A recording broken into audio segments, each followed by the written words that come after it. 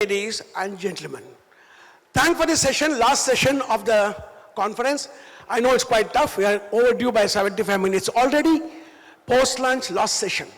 I'm privileged to have this session sharing this is the India, the destination for Bio-Inputs and a sourcing hub also. I would like to invite Mr. Ram Kaundinya. He is a very industry doyen, a senior to all of us. He's an IIM graduate, a gold medalist in agricultural sciences. He was MD of Cyanamide and then Advanta. Then he Think Ag co-founder. Mr. Kolandavel, a regulatory expert, biological head of Rallis India. And we have a proud privilege to have him as our co-panelist. Mr. Peter Maas is the Global Strategic Officer of Coopert Biological System. Coopert believes, smells, breathes, lives, biologicals always. We are very happy to have a special video recording from him.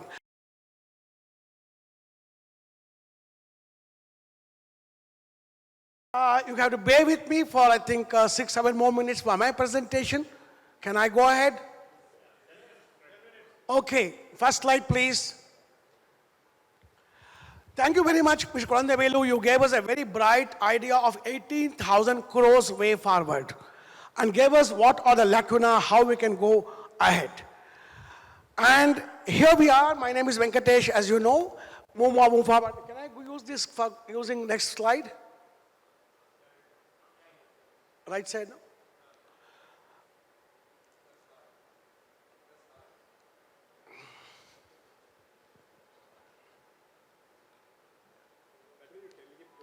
Okay, I'll only take it better. Press hard, okay. Thank you very much. I'm speaking in a very small, precise way. India is a great destination for BioAg inputs, and India is a sourcing hub for BioAgri inputs. We are a land of 140 million hectares with only 14 million families. And we are having about 140 crores of population. So 140, 14, and 14, simple figure. Our average land holding in less than 1 hectare land is going to be reduced further by subdivision, fragmentation of people. Our per capita income is about $2,000. Bangladesh overtook it last year by $10, $20, $30 over and above India, and they're growing forward. Imagine Brazil is 7,000, also agrarian economy. We had a bad news 2-3 days ago in the press. Our global hunger index, we have slipped this year to 107 from 101. That means we have a lot of ground to cover. And what is the background? What is the status? Where are we? India is a young nation. We have 1.4 billion people, but then we have a luckily increasing life expectancy. We have lower infant mortality, and 45% of the population is urbanized and growing every year, increasing. Number of people depending on agriculture coming down, and India is a huge growing digital economy. Imagine you can pay 10 rupees one chai on the street by Phone Pay or Google Pay, and that is the awareness today. We have 800 million normal smartphones and almost 140 million mobile phone WhatsApp application. Our farmer today is younger, educated, smarter compared to the previous generation.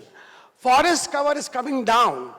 With all the realities we keep in mind, and Indian agriculture contributes for 17% of the global population, and we have just 4% of our water in the area.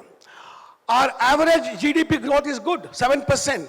Unfortunately, agriculture growth, a GDP, is maybe about 2, 3, 4%, much less than the general economy growth. Though we say 50-55% of workforce in agriculture, it's a latent unemployment. It's not that so many people are required to be in agricultural labor. There's nothing else to do. They're staying in the villages. But then we only contribute 17% of GDP. Agriculture contributes just 17%. Services, largest, followed by manufacturing economy. And our population is increasing from present 1.4 to 1.5 billion people by 2030. And though we are self-sufficient in cereals, pulses also now, egg, poultry, fishes, we are only importing oil seeds, and therefore I think we'll have opportunity to grow to feed the growing population. Look at this. Again, macro scenario. We are sitting in an economy where government is spending $30 billion of money on fertilizer subsidy, 2.5 lakh crores. 6 rupee 50 paisa urea costs government maybe 30 rupees per kilo. How long we can go, we don't know. And as long as government gives at 6 rupee 50 paisa urea, farmer doesn't need to think of phosphorus and potash and anything else. This is resulting in plants becoming weaker. And this, of course, is a holy cow. I don't know how we project it. Look at our market. 33 million tons of urea. Why? Cheap, dirt cheap urea. 20 million tons of phosphatic and potash fertilizer.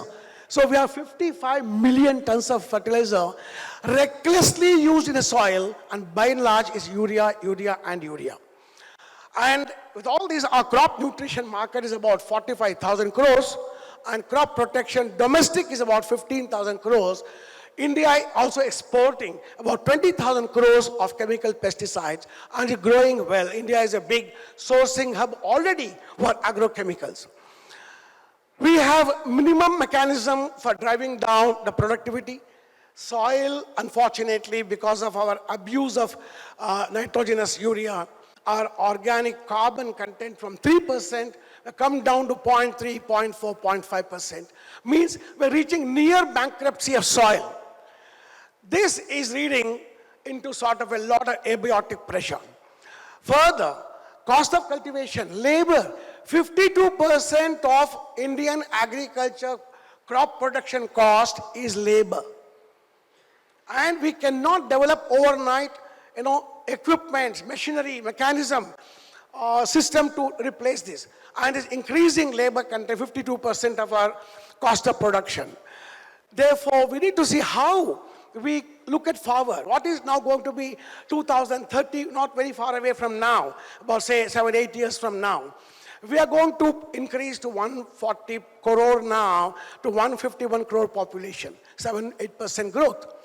Our economy is expected to grow from present 3.5, 3.8 to 6 to 6.5 trillion by 2030. Huge growth we're expecting. Per capita income from $2,000 per PPP expected to grow to 4,500. And this is creating a lot of disposable income in middle class. Remember, we have 300 million middle class people in India. More than a whole Europe population, more than a whole American population. So our buying ability, purchase ability of Indian middle class is tremendously high. They want not just food, they want clean food. Indian middle class want residue-free food, tasty food, nutritional food. So therefore, we have immense opportunity to address quality production in India, and meanwhile, climate change is bringing in so much of abiotic pressure. Floods are there in some places, drought in some places, salinity in some places, and lot of degradation is going on in our limited agricultural land. Salinization and is increasing tremendously. With all that, where do we land? India is still a huge land of opportunity, a land of contradiction, land of multiple directions going around. We have 28 unicorns which came last year, as big as China. Third largest startup economy in the world. We have, out of 84 in the world, which came 44 in the last 2021, and out of it 28 came from India. We have 60% of our GDP coming from digital services and digital economy, and here we are going to grow further. In last 5 years, 8,200 reforms have come. Ease of doing business is increasing. India is an starting R&D hub for over 300 multinationals. We have a huge talent pool. Our average age of 25 and below is fantastic. We have a very young population demographically. We have pharma exports, is a huge generic pharma export in the country. And digital economy is growing drastically in India. What else further? We have a great technological advantage, improvement in seeds, fertilizer, pesticides, ongoing R&D. Our legal framework is absolutely transparent and traceable. So any multinational investing money in India will have an absolute proven democratic legal system. Human resources. We have 13-14 lakh scientific BE graduates coming every year. Maybe over 15 lakh science graduates, science, technology, engineering, management, life sciences, technicians. ITIs are very important. You can run a factory without IIT, but without ITI you can't run a factory. Technicians are important. Like this, MNCs can bring technology and IPs to India, and therefore we have a great destination in terms of invest in India, come to India is what basically we have been inviting. Our Prime Minister has been inviting the same. Let's say one more slide. We have successful examples of Make in India. Copert Makes came to India 10 years ago and started investing money. We have BioAgri, which bought an Indian company and successfully started producing for global market. We have Trade Corp in India, Yaras, Christian Hansen, Sumitomo, Novozymes, Certis, all are in India already for many, many, many years. That means our legal system, our human resource availability, domestic market is quite attractive. What is the take-home message? MNCs can bring in technology, can bring in IPs, We have a level playing field in India. Please come. We have a huge market opportunity in India. People, equipment, raw material, technologies, all available at reasonable price. Cost arbitrage India provides is fantastic. We have a great cost arbitrage here. So our final summary of the conference, come to India, invest in India, produce in India, sell in India, export from India. Thank you very much for your patient listening and for your 2 days of wonderful being together.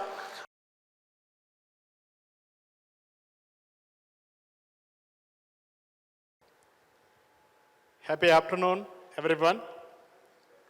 Hope all of you are energetic and have still some space to acquire certain information from my presentation. Can you move on to the next slide? Firstly, I would like to introduce my company, Rallis India Limited. Probably most of you might have been aware of Rallis India. This is more than 170 years old company in the Tata Group. Most of you think that Rallis India is only a crop protection company. Partly you are right. It is not fully. We are into crop nutrition, not in the basic nutrition. We are into specialty nutrition, biologicals, and we are into seeds. In all these three areas, we are one of the largest players in India, and of course in crop protection, overseas also through our international businesses. Specifically, if you come to biologicals, we are into biofertilizers, biostimulants, and organic fertilizers and biopesticides. All these four areas we are there. I suggest the organic fertilizers to be included as part of BioAgri input. Of course, seed is also a BioAgri input. Ram will agree with me. And seeds, of course, there is a separate forum to represent. So, at least organic fertilizers to be included as one more BioAgri inputs by BIPA. Move on, please.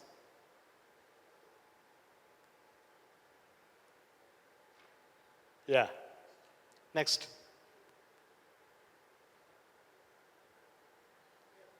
Yeah.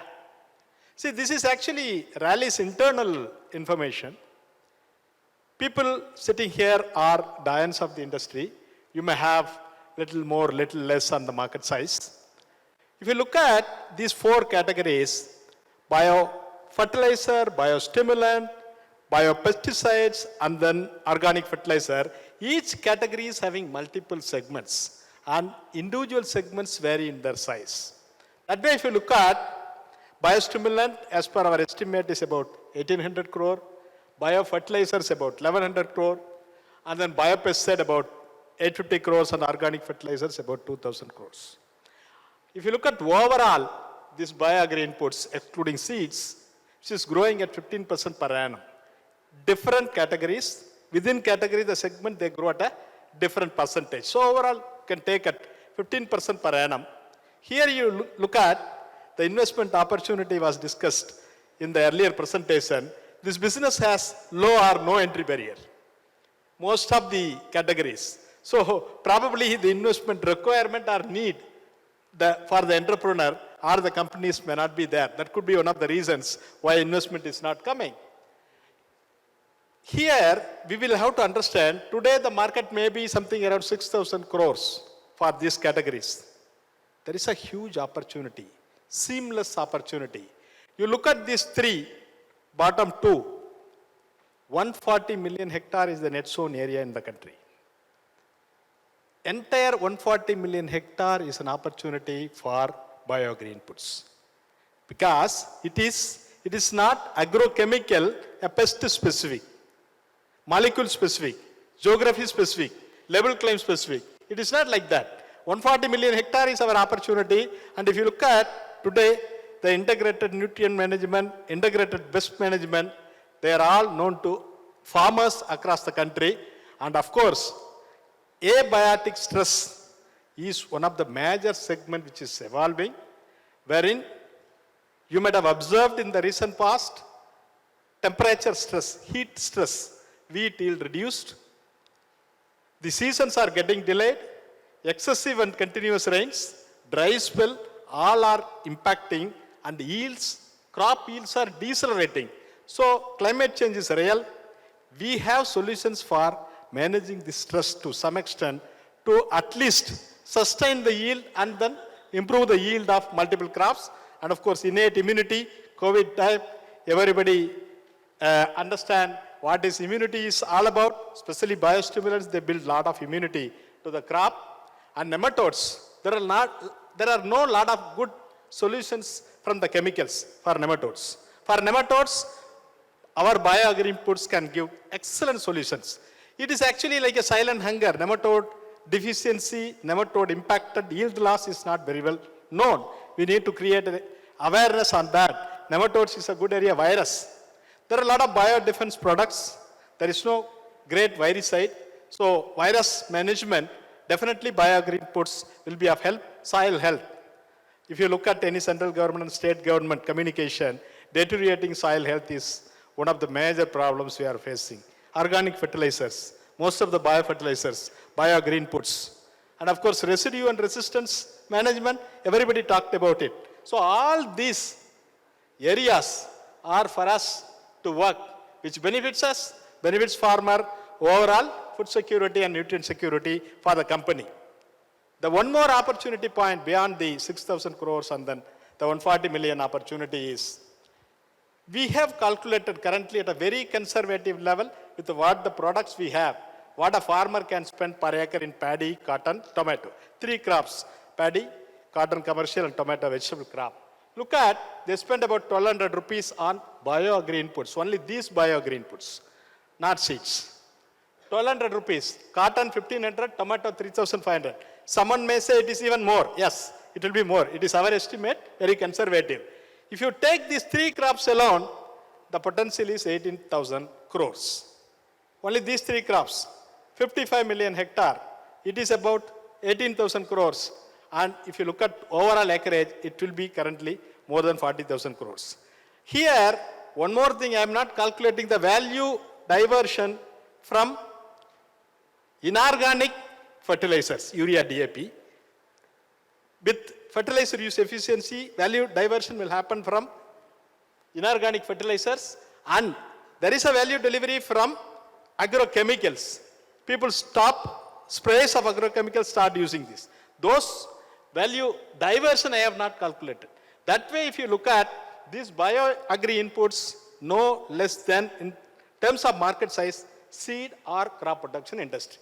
It is there, it is up to us to take it up, how we reach the farmer in terms of promoting the product and show the demonstrable benefits and make him to use it in every acre. That is possible. We are one of the company, we are doing treatment acre concept promotion according to the crop life cycle and stages and the products what we have. Let us move on. See, Rallis is one of the very, very rare companies addressing unique challenges faced by farmers and farming. Our mission is serving farmers through science.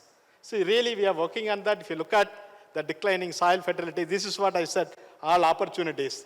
In every one of the unique problems, like nutrient recycle, abiotic stress, use efficiency, water use efficiency, yield, quality, residue and resistant management. All those areas we have differentiated unique products which are far superior, offering value to the farmers, because we are a company in India for more than 170 years, serving the agriculture, and of course post-independence, it is a company to do service in the agriculture area. Let us move on. Yeah. If you look at the current realities, the ground realities at farmer level and then the channel level, these are main, because you are a company, you go through a channel and reach a farmer, primarily. There are other channels, alternate channels. If you look at here, the fertilizer companies play a larger tagging role across. So people in the sales and marketing, whenever they are not able to sell, they will immediately say, fertilizer companies tagging, because of 67 million tons of fertilizers are getting sold, chemical fertilizers. We are importing partly. Yesterday, someone was discussing 20%, 50%, 70% is imported, 100% is imported. So that is one of the major issue. And because of no or low entry barrier, lot of local players, the issue is they promote the product not based on the value delivery of the product. They promote the products based on the price, margins, flexible credit, 1 year credit, taking back the stock, all those things. That is a big issue for companies who want to play national, international, and want to really build the industry to the level I said 40,000 crores, 50,000 crores. And actually, if you look at, there are part of the channel, they are pushing the product for that. And then, at the same time, in high value crop area, certain channels, they expect differentiated product and demand generation by the company. That is where we are working. Somebody will ask, such a big market, why your revenue is not beyond 2,000 crores kind of a thing. It is because there are only select segment who is working for the farmer benefit with the demand and then differentiated product and all. And of course, here in this business, unlike seed or fertilizer or crop protection, retail model is working than the wholesale model. This is our study. You may have a different opinion. And of course, currently, there are a lot of alternate channels. E-commerce playing a major role, and then FPO, corporate retails are there for the last 10 years. And if you look at the farmer level, fruits and vegetables, the usage of BioAgri inputs are very well accepted. It is more. And actually, if you see, the purchase by the farmer is influenced, you all know. Dealers, peer farmers, and then consultants in pomo, grape kind of a crop. And then one more important trend is, and reality is that drip application is increasing. Some 20 years ago, it was very negligible acreage. Today, it is 7 million hectare, very huge.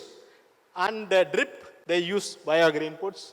And then one of the pain point when we have done a market survey, market research, is that the required products are not available at the right time, right quantity, at the right place. We can actually fill the gap.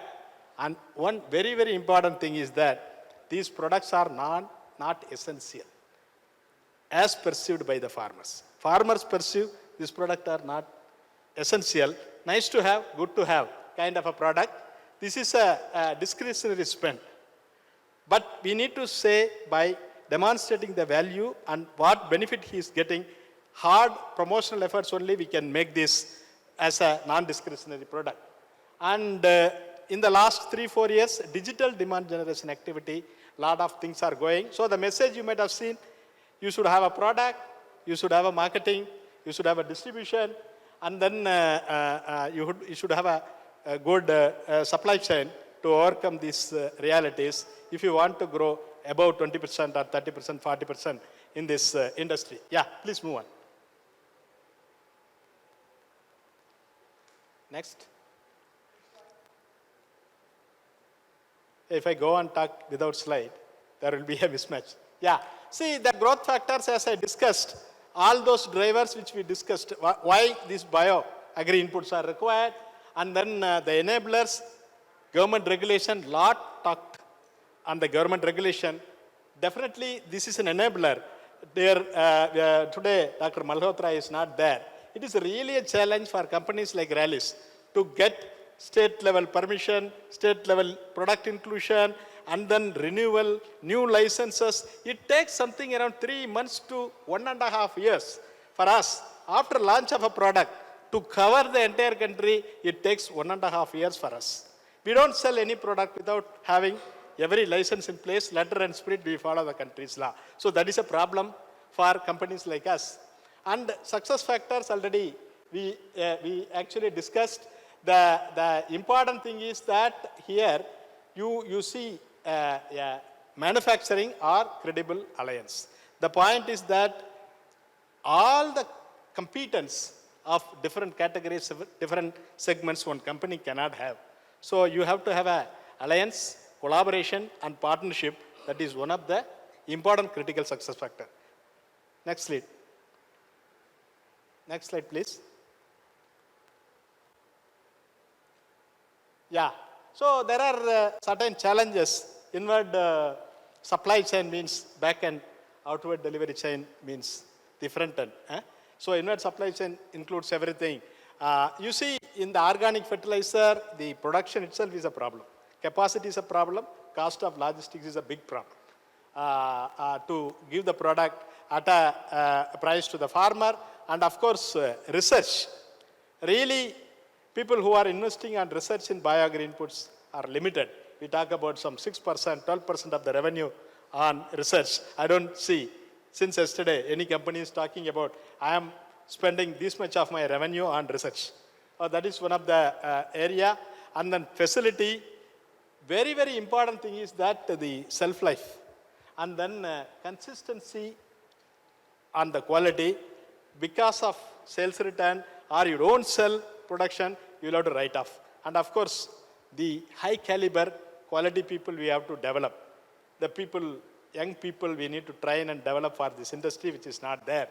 And the compliance we discussed, market related we discussed, and then the awareness we discussed.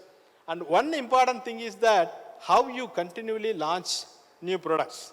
You look at biofertilizer, only nitrogen fixing, phosphate solubilizing, potash mobilizing, NPK.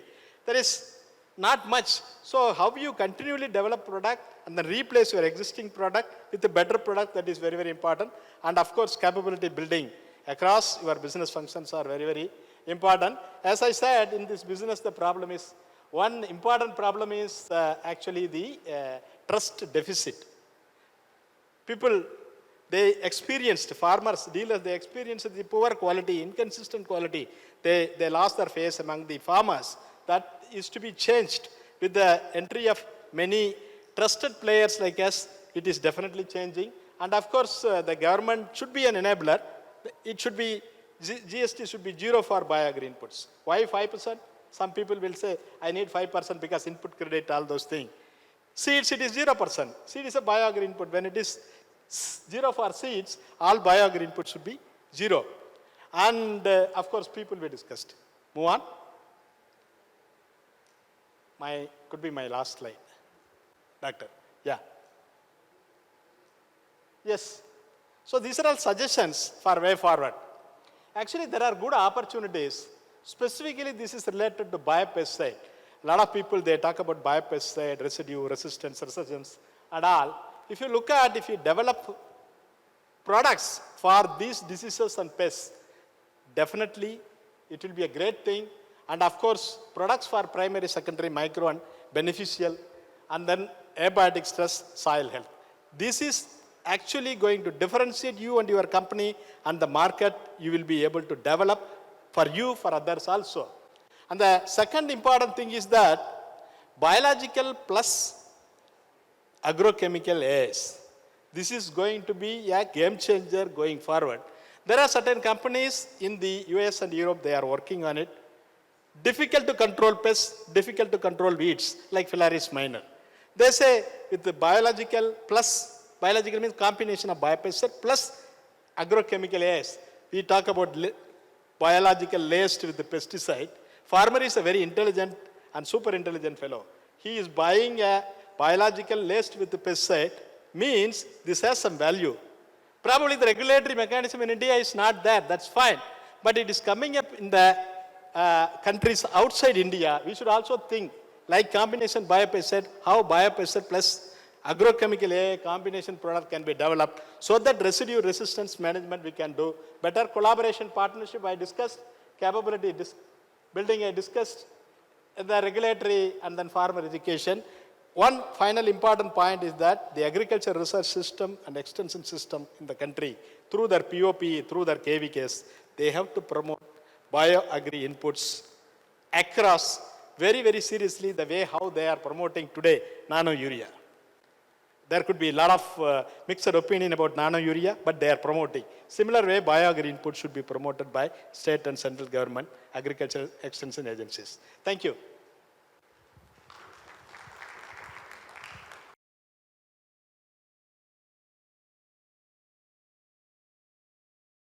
Let's face it, this was here first. And these guys, and them. And we are lucky enough to be invited to this incredible party. But if we want to prosper, heck, even if we just want to eat, we will have to restore our balance.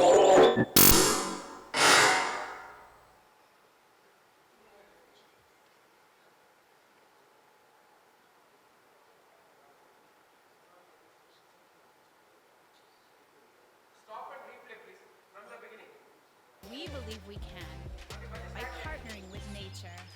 Not just with what we see, but also with its smallest players. Just look a little closer.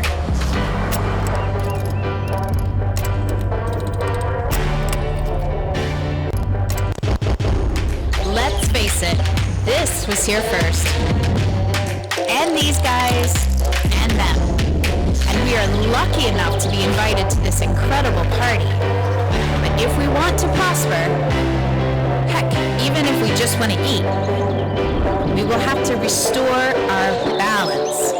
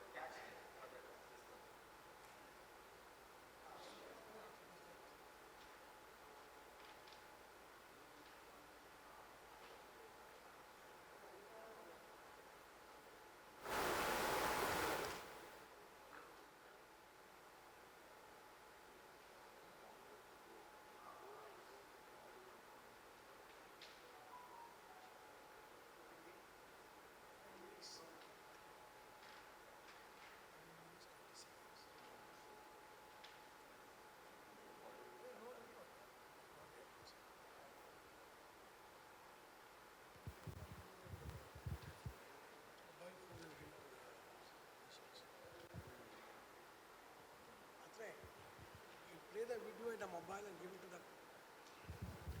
It's an IT problem. Play the audio in the mobile phone. Download it. It doesn't work like that. And then give it to the mobile. Let's face it, this was here first. And these guys, and them. And we are which can be used for pest, disease management. party. But it was. Let's face it. Let's face it, this was here first. And these guys, and them.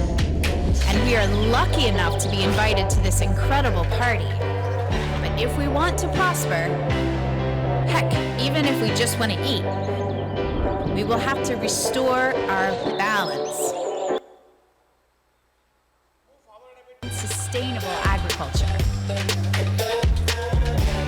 And we believe we can by partnering with nature, not just with what we see, but also with its smallest players. Just look a little closer.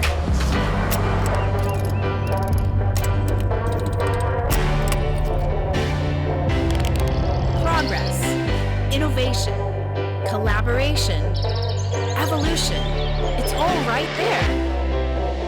No matter how small, almost invisible sometimes, these little parts of nature can make an incredible impact. In fact, we know they will help us move towards 100% sustainable agriculture. And that's why we partner with nature. Hello everybody.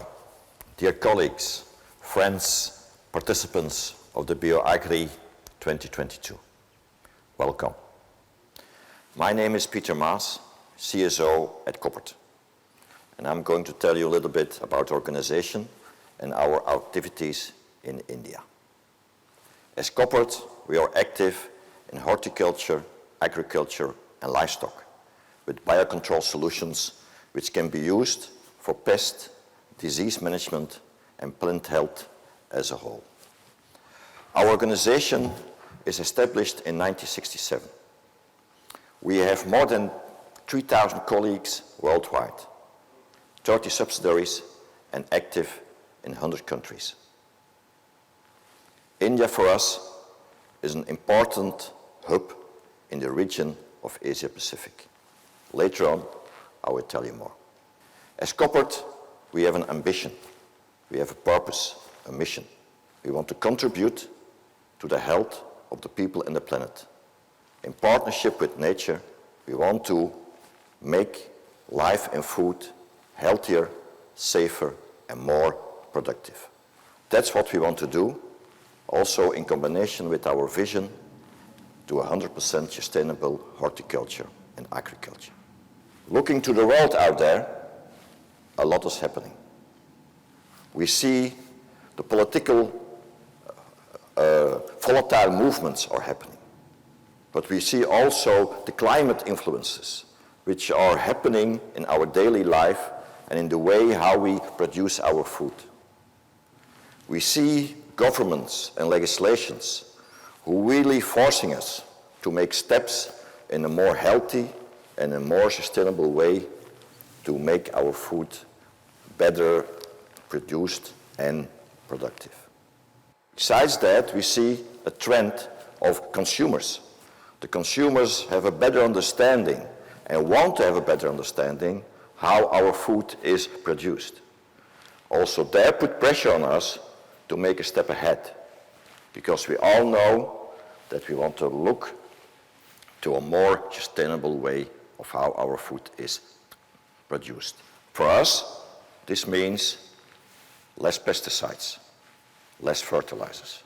And there we want to step in with our type of solutions, which we want to offer in horticulture and agriculture.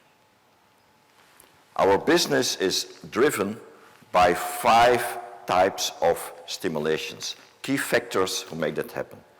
The first one is the resistance of pesticides.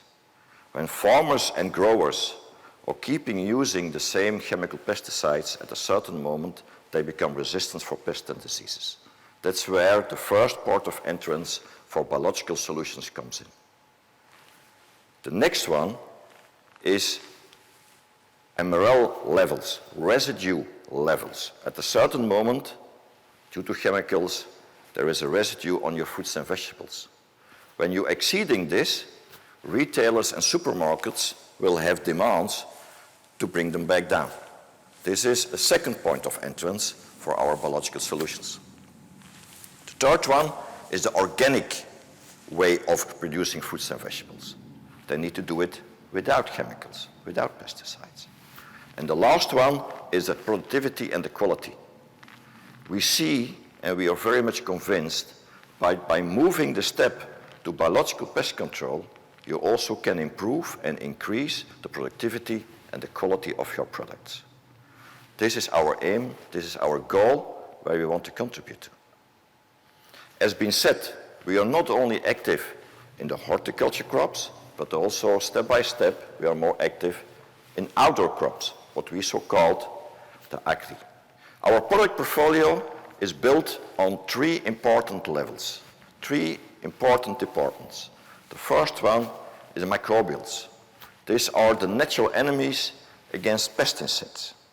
The second one is the microbials. These are microorganisms, bacteria, fungus. These are protecting all kinds of crops against pests and diseases. Also in this portfolio, we are putting our biostimulants. And the last one are the pollinators, for pollinating all kinds of crops worldwide. When I want to bring that back now to India, because that's where we are today, it's for me very important to stress what we are doing in India currently. We started our activities in India 10 years ago by the establishment of Corporate India Limited.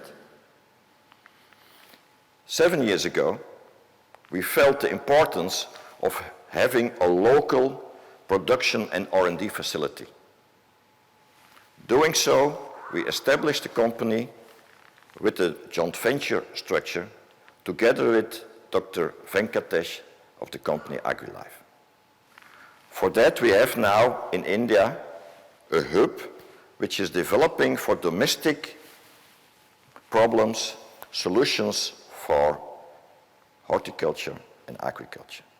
And what we see is that we are not doing it anymore for the local domestic market, but step by step we are using this expertise in the region and also for other issues in the world.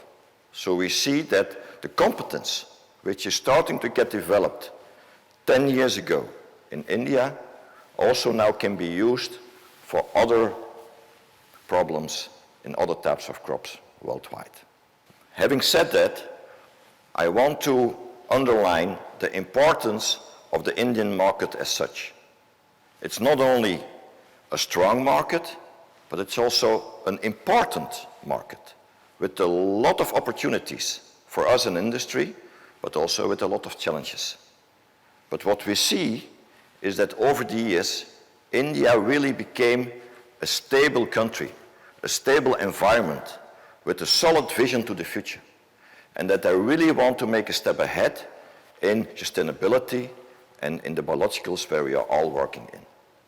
As a nice example regarding our engagement of the Indian market, we were more than happy to host Sadhguru in our premises here at our headquarters in the Netherlands. We were excited by the subject he was bringing into Europe regarding the importance of the health of our soils and the impact of the health of our soils to our human health.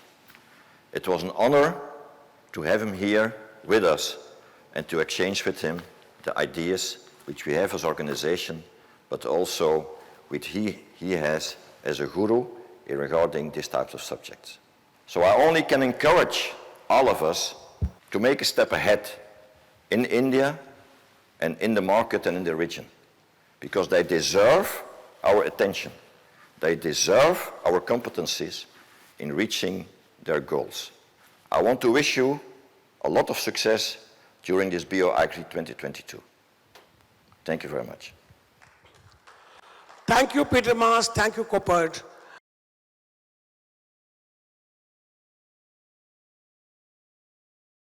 I now invite Mr. Ram Kaundinya to take over and guide us through his presentation. Thank you very much, Ram. Thank you. Thank you, Venkatesh, and good afternoon, everyone. You know, when I was listening to this presentation by Coppert and also some of the earlier presentations, it's very clear that there is a huge potential for biological products, right? There is never any doubt about that. The question that when we talk of funding, we have to ask is that when will biological products go from being a niche market to a large-scale market? Scale is a very important aspect of funding, right? Potential for scale-up is one of the important considerations for people who fund enterprises. So I think that is one thing which we will discuss a little more as I go through the presentation. This works? Okay. So one of the things I must mention is that bio industry in general has not attracted much of funding, right? This is a fact, and we all must recognize that fact. So we must also see what are the reasons for that. And one of the reasons I mentioned earlier is the ability to scale up operations is definitely needed for attracting the funders. But there are also some funds available, okay, and we should look at that. There are some funds available for early stage startups, especially in biologicals and science-based enterprises. Okay, because there are many funds available for technology-based enterprises like digital technology and things like that. But they are not the specialized people who will invest in biological enterprises or science-based enterprises. So if you see BIOAG, for example, I was glad to see Sri Bio's presentation where they talked about how they got BIOAG's two funds. One is big and another is PACE, I think, right? So, I think that is a good way. So that's what I wanted to talk about, that the early stage funders who are available are competition-based collaborative grants from governments. So grant is a very important source, especially for those who are starting off and who are in early stages. There is NBEC, which is the National Bio-Entrepreneurship Competition, which is run by BioAgri. BioAgri also has a program called PACE. They have a program called BIG. They also have SBI, RI, and BIPP. Then there are other promoting product and technology development by Indian startups in different areas of biotechnology, PCP this is called. I think one of the best examples I can give is of Renuka. I don't know if she is here, but BioPrime has really struggled through the system, and they got their earliest support from BioAgri. And I think that has actually helped them quite a lot. And others also should use that particular source. There are incubators who are there at CCamp Bangalore or CCMB, AIC or IKP, Ag Hub, A-Idea, Manage. These are all at Hyderabad. So basically some of the incubators which are either under directly funded by DBT or which are actually housed within some of the research institutions or in the universities. So I think this is also a good idea for you to explore for early stage funding. Angel investors is the surest way of getting some funding in the initial period, but angel investors will not give you a lot of money. Angel investors are really the angels. They will come and they will give a small amount of money. Normally their investment will not be more than 25-30 lakhs each. So if you get 4 or 5 angel investors, you will get 1 crore of rupees. But that's at a very, very early stage. And you know, in the progress of an enterprise, the early funding, apart from grants, all those who actually invest, this is what is called the risk capital. The risk capital is not very high for this sector, but risk capital expects much higher returns than the capital which comes later on in the later stage of the enterprise. So you have to be really promising them good return on their investment if you have to attract angel investors or even some of the what are called as seed funds. Corporates and foundations. Corporates is something which I must say that in India, the involvement of corporates has not been very high at all, especially in promoting some of the science-based startups.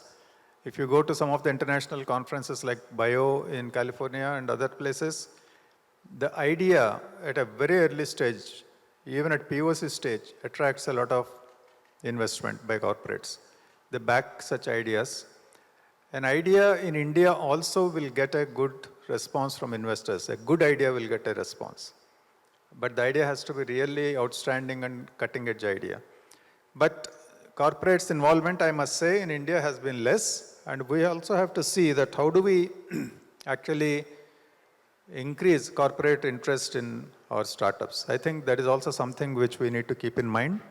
Foundations give some grants, but I should say that these are all grants from government, grants from foundations or incubators. These are all at very smaller amounts, and they will help you really when you are bootstrapped, but you will have to grow out of that eventually. Late stage, you have VCs, private equity funds, and corporates. I think venture capital funds will give you 5 to 10 crores. That is the level at which they can fund. And anything about 10 crores, so you will have to go to private equity investments. There are no specific VCs or PE funds which are devoted towards biological products. There are general funds. There are more funds devoted towards IT and then digital type of things, but not so much with science-based ones. So we'll have to really see, and I will tell you why it is a bit on the lower side. Private equity funds, when you grow bigger and when you want to attract more money, there are some private equity funds in India. You have VC funds like who are devoted to agriculture and who do put money into science-based ones like Ankur Capital. but you also have slightly bigger ticket funds like Omnivore, who actually also invest in some of these enterprises. So there are options coming up.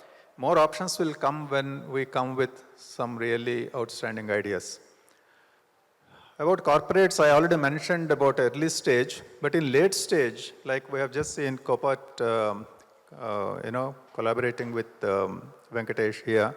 Similarly, joint ventures and people coming from outside who need a local base is a good area to start off with. Because if a corporate is already present in India, for them to actually invest in you, you will have to really produce something which they can't do on their own, or they will take a lot of time to do it. The problem with corporates is that they are very bureaucratic. And the bigger they are, the more bureaucratic they are. So for them to develop some new idea or a new thing will take much more time and it will incur much more investment. So if you can do it at lower cost and much faster, so speed is very important here, and also the quality of the idea, quality of your product and innovation. So you can see here that this is a study done by ThinkAg, where we have said that there are different types of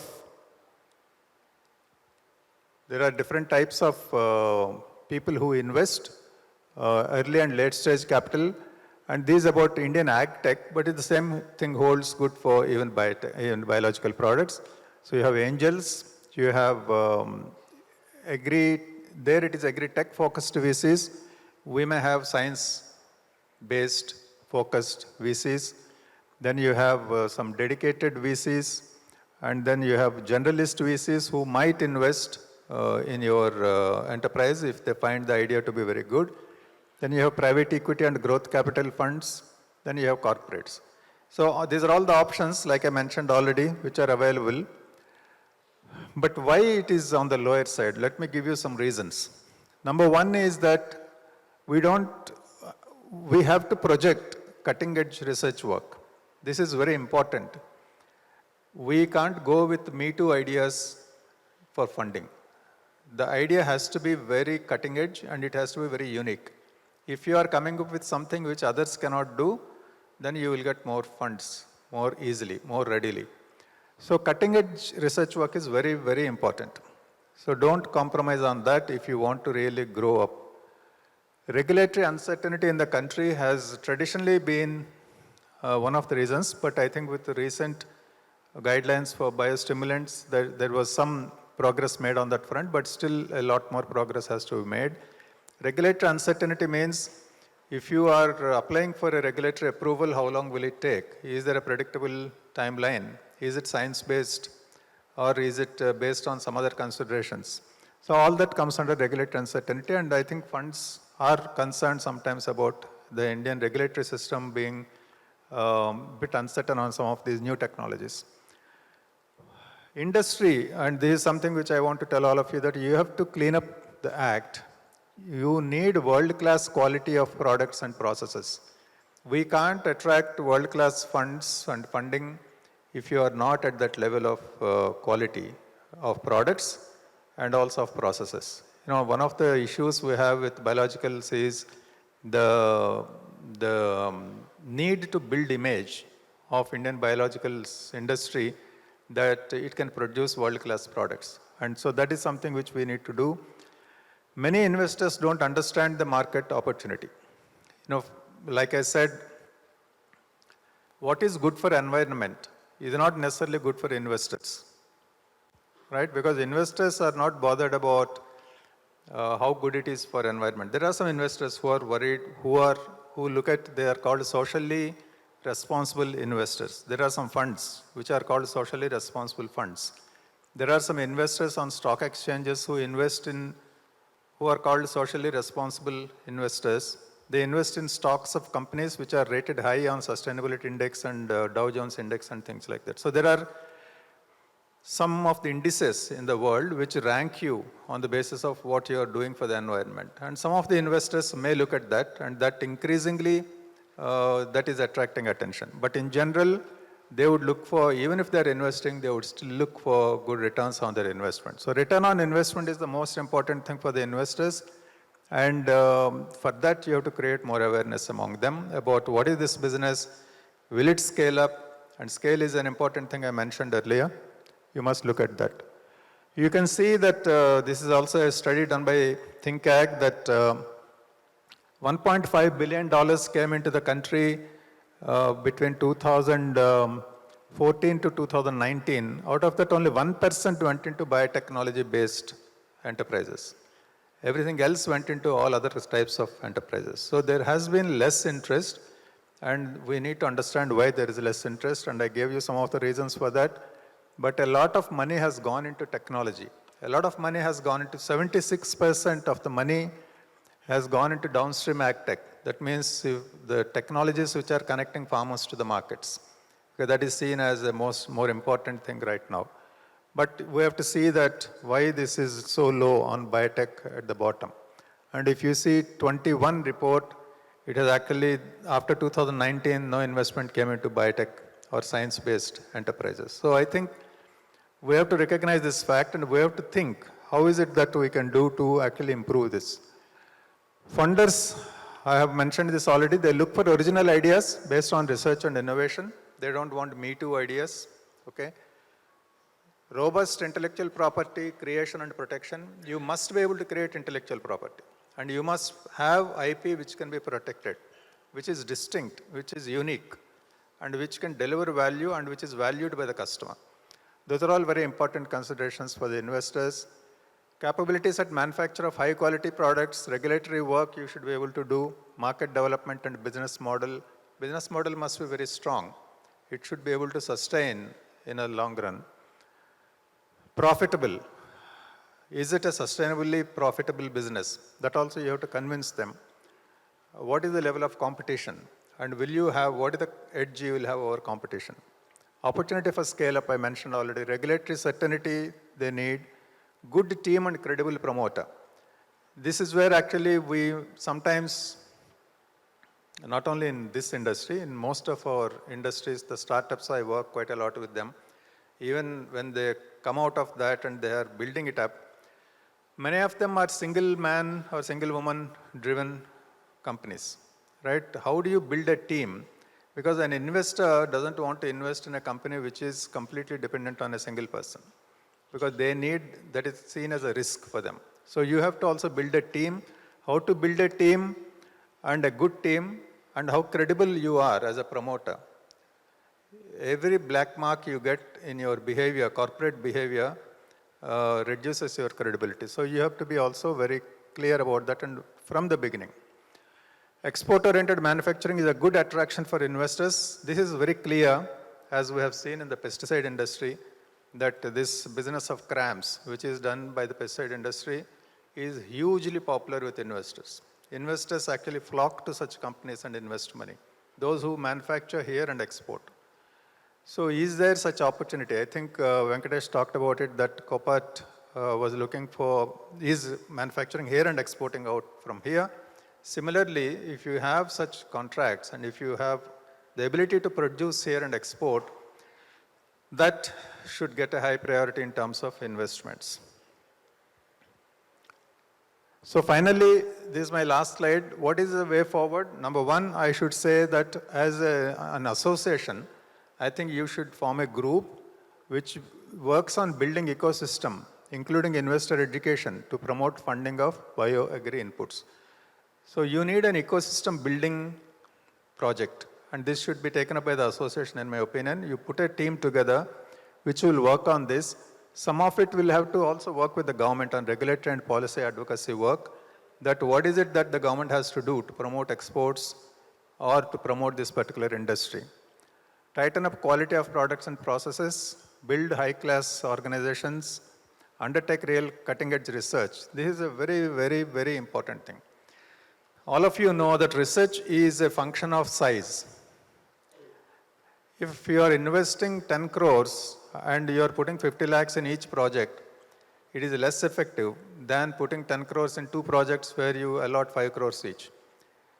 Right, so the other day somebody showed the data that gene editing technology, which is the latest technology which has come to the country, India, our government institutions are investing in 26 different crops on more than 70 different traits, funded through 26 or 25 different institutions. Now, that level of fragmentation will not achieve anything. The more fragmented you are, the less chances of success in research. So how do you create that critical mass for you to bring out good products? How do you consolidate that research effort is also a very important thing. Otherwise, it's so easy to start companies and then make it into a very fragmented industry. So we'll have to also look at that aspect. And finally, canvas for contract manufacturing opportunities for export. I think this is also very important that this same group can work on this, that how do you identify what products can be made here, where are the markets, who can actually give you the contracts for manufacturing in India and things like that. So I know that when you have to move biological products across borders, there are regulations, more strict regulations than when you have to move chemicals.